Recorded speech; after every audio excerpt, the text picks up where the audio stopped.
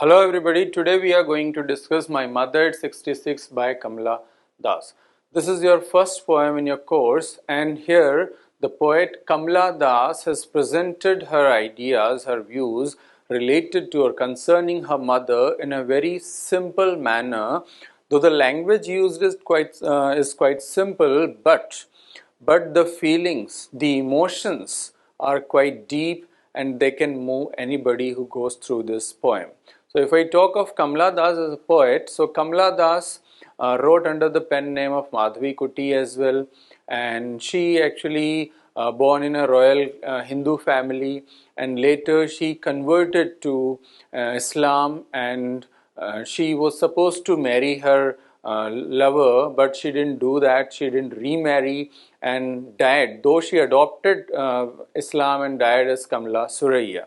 So here in this poem, as you can see, the title is My Mother at 66. The poet is talking of her mother, and the theme of this poem, the main idea here is process of aging and love and concern for her mother. So this is the basic idea, this is the theme of this poem, and the poet here is talking of because right from the beginning, actually, right from the time when she got a bit mature, she had a feeling, she had a tension, she had a worry that one day my mother would be very old and I won't be there with her to look after her, to take care of her. And then what will happen? Who would take care of her? She would be very weak and feeble, and she had a fear of losing her mother. So that fear, that tension, all that comes here in this poem. She has explained that in a very simple and very poignant manner that moves us. So let's see how the poem conveys that idea. So as you can see the poem here, driving from my parents' home.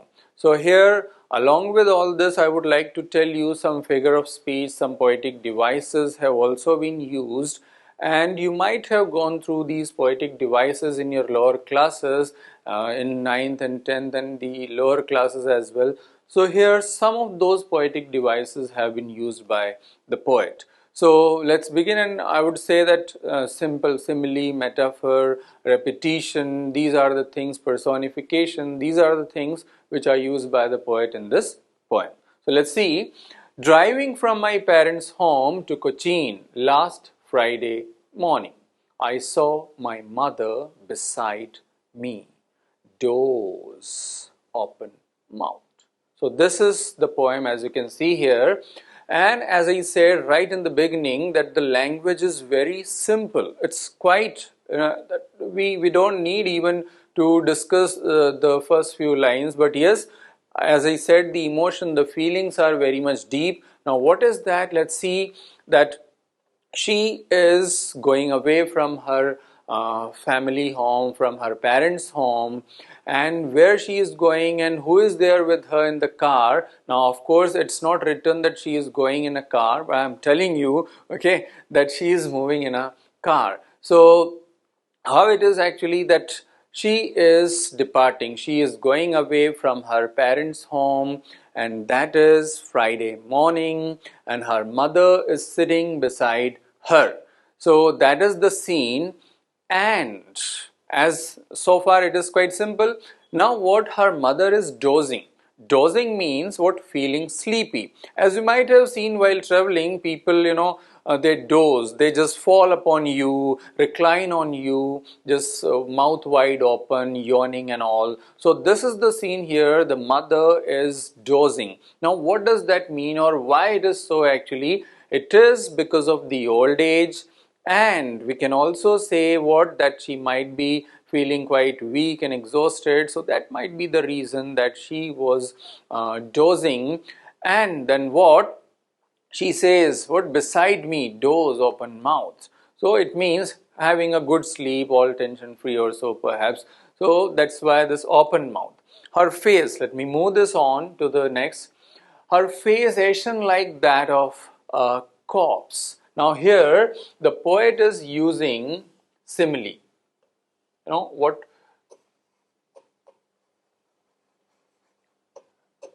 you know this poetic device quite well. simile means what?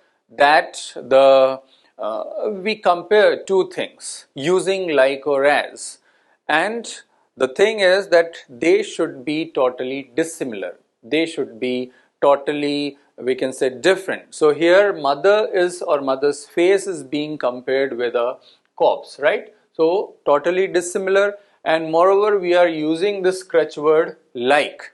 So in simile, this is what we do, and we have this word ashen as well. Now what does this mean, ashen, and why has the poet used this word? So ashen means it is to show the dullness on the mother's face. Now see, let me explain this comparison here.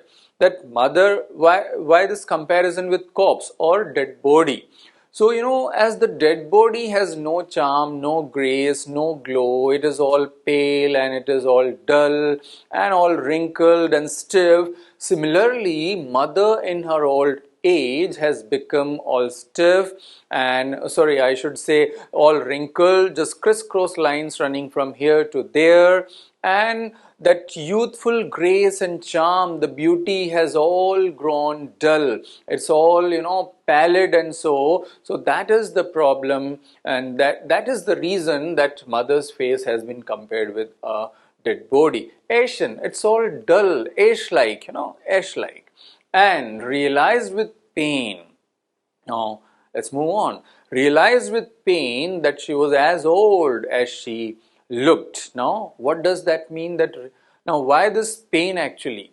Because I told you that right from the time she got a bit mature, she had this fear. She had this fear in her heart that one day,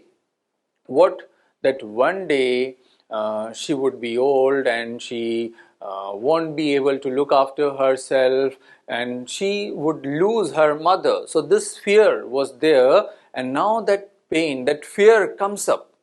That fear comes back, and that's why this pain, that realization was there. She realized that the moment has come. What she had thought of earlier about her mother, that one day this would happen. So the moment had come, and that's why that pain, that feeling of pain was there, that realization was there.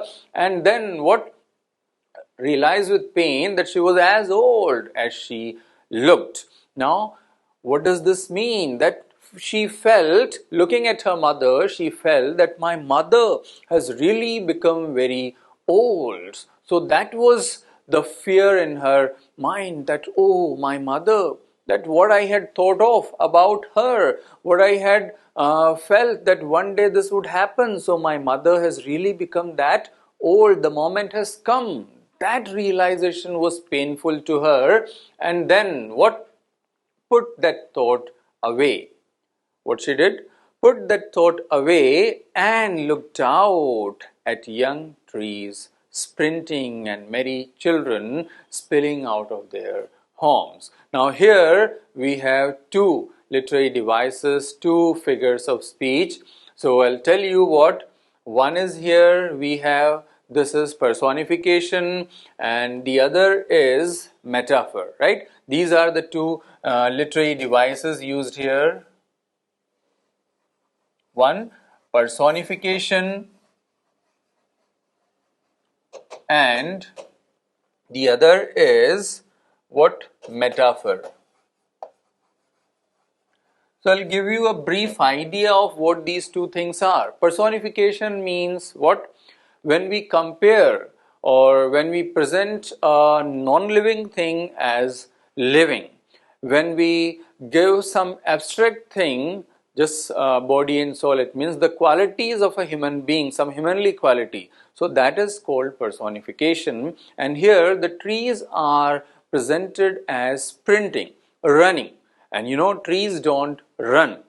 So this is personification. Trees don't run. But when we travel, you might have seen, when we travel in a car or bus or any such vehicle, you might have seen the trees move back in a fast manner.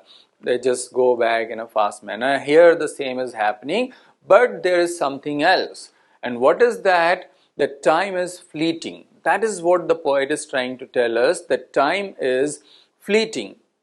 it passes very fast, it goes very fast, and so how soon the time has flown by, and my mother has become so old so soon. That realization had come upon her, and that's why that she is trying to, why this comparison, this is a contrast used by the poet in this poem, and the contrast is to tell us that she could feel her mother's condition in a very poignant, in a very sharp manner, and this is to convey the same in a very emphatic manner. That's why she has used these two images from the surroundings.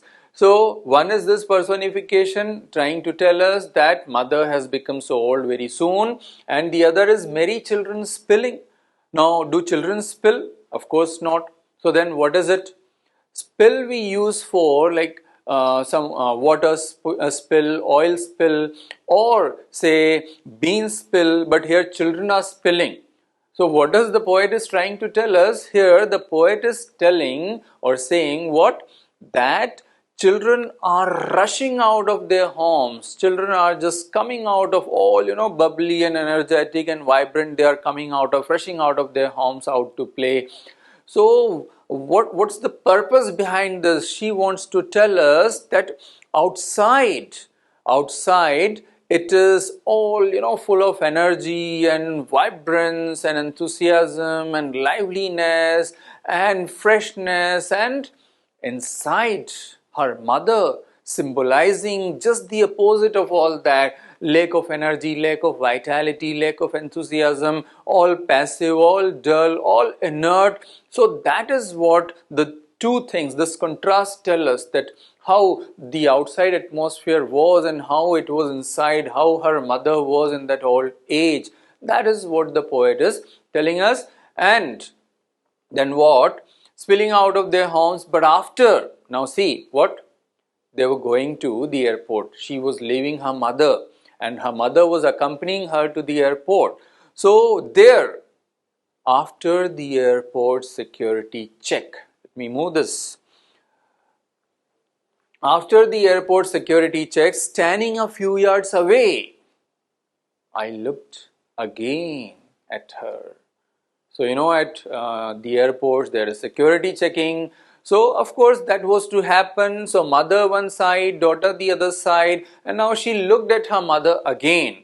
And what she saw there, that her face, all pale, wan, pale. Like what? As late winter's moon. So, again, there is a figure of speech. Late winter's moon. And the figure of speech is simile. Okay, because see, we are using as and then we are comparing with moon. So why this comparison? That the reason is, in winter, see, the seasons are symbolic. If it is spring, spring is symbolic of freshness, enthusiasm, and winter is symbolic of death, decay and passivity.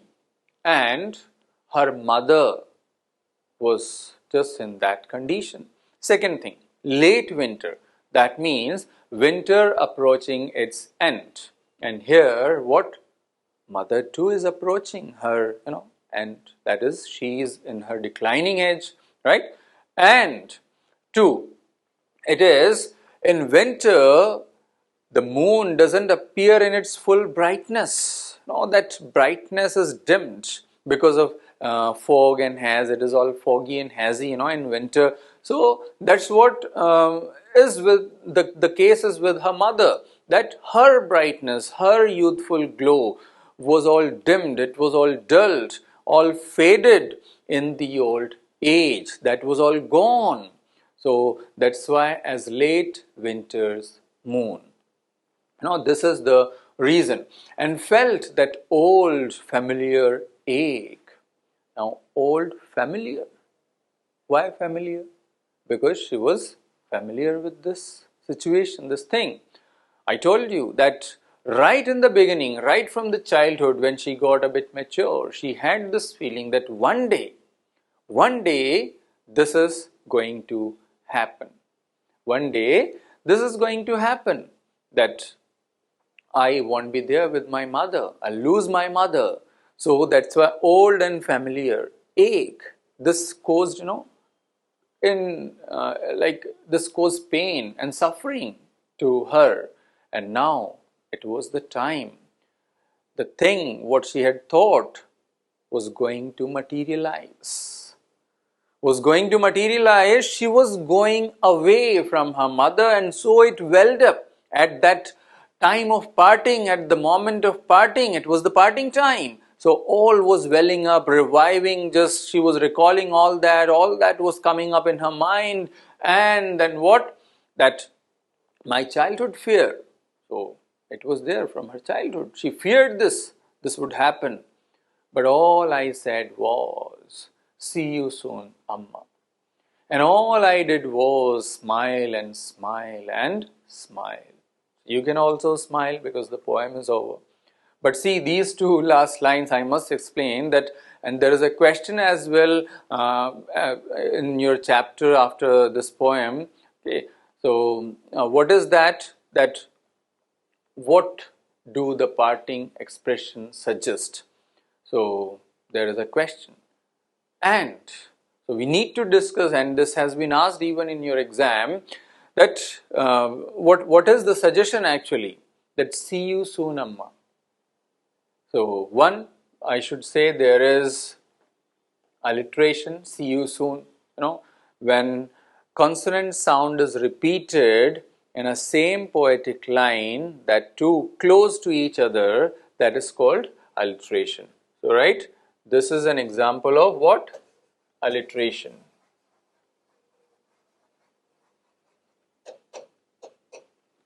Fine. And then I said, see you soon, Amma. So what does this mean, and what she is trying to convey here? Actually, she is trying to give an assurance to her mother that, mother, you don't worry. You don't worry at all. I'll be there with you to take care of you. I'll come back. I'll come back, and you don't have to worry at all. I'll take care of you. Okay. No need to worry. So she is trying to give an assurance through this to her mother. She doesn't want to, trouble her mother. And then smile and smile and smile. So bearing that smile on her face, she has put on that smile on her face. And the reason is what? She is trying to hide the pain that was there in her heart. She was concealing that pain, putting on that smile on her face, and she didn't want to trouble her mother at the moment of parting just by, say, weeping or just putting a sorrowful expression on her face. No, she didn't want to do that. She just wanted to part happily and just wanted to keep her mother happy as well. So that's why the smile and smile and smile. So this word has been repeated here thrice, and we'll call it what? Repetition. Okay. So this is also a figure of speech. So this is all about your poem. I think it's very much clear now. It's very simple. The idea, as I stated right in the beginning, what is the theme? That the love for mother, the concern for her mother, the process of aging. So this is the basic idea here. She is expressing her feelings for her mother, and to express that, to convey that in a poignant and emphatic manner, she has used some contrast, very beautiful comparisons and similes she has used here. So this is the whole poem, and we'll discuss some questions as well related to this poem. But the thing is, you need to understand each and every phrase in all the poems, because they can ask any or say any phrase can be framed into a question, anything, any line can be framed into a question. Now let's discuss some of the important questions from this poem. So, see, the first one is, what was the poet's childhood fear? So, the poet's childhood fear was that one day her mother would be very old and she won't be there with her mother. So, who would look after her? She would lose her mother. So, these were the fears associated with her mother. Second is, what were the poet's parting words? So, that's very much clear. And that is, see you soon, Amma. This was what she said when she was parting from her mother. And why did the poet smile and smile? So the smile was to hide the pain that was already there in her heart. She didn't want to trouble her mother. She just wanted to leave her mother all happy. That's why she smiled. What thought did the poet drive away from her mind? So it was in the early part of the poem we discussed that what was the thought, that her mother had become very old. So this was the thoughts that she drove away from her mind. She didn't want to feel, that painful and sorrowful at that time. So she drove that away and just focused on the children spilling out of or coming out of their home and the trees sprinting. How do you know that the joyful scene didn't help her drive away the painful thought from her mind?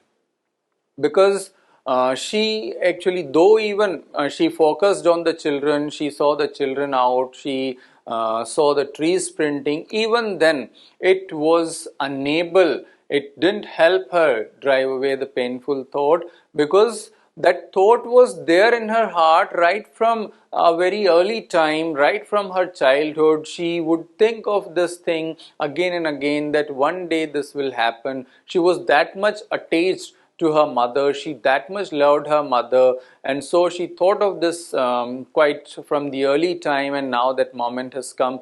So that's why we can say that it was not something that could easily be driven away from her mind, right?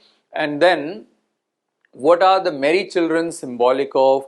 The merry children are symbolic of the energy, the freshness, the vigor, vitality, youthfulness, enthusiasm. These are the things that they suggest here, because inside it is quite the opposite. The mother was sitting all dull, passive, and she was dozing. So it was totally opposite outside and inside. So to create that contrast, she has done it here. She has brought this image of merry children. So that's all about your first poem, My Mother at 66. I hope it is now very much clear to you, and you can attempt now any question related to this poem. There may be more questions. Of course, as I said, each word, each phrase can be framed out into a question. But I hope this will help you. If the poem is clear, you can answer anything asked in any manner. So I think, thank you very much.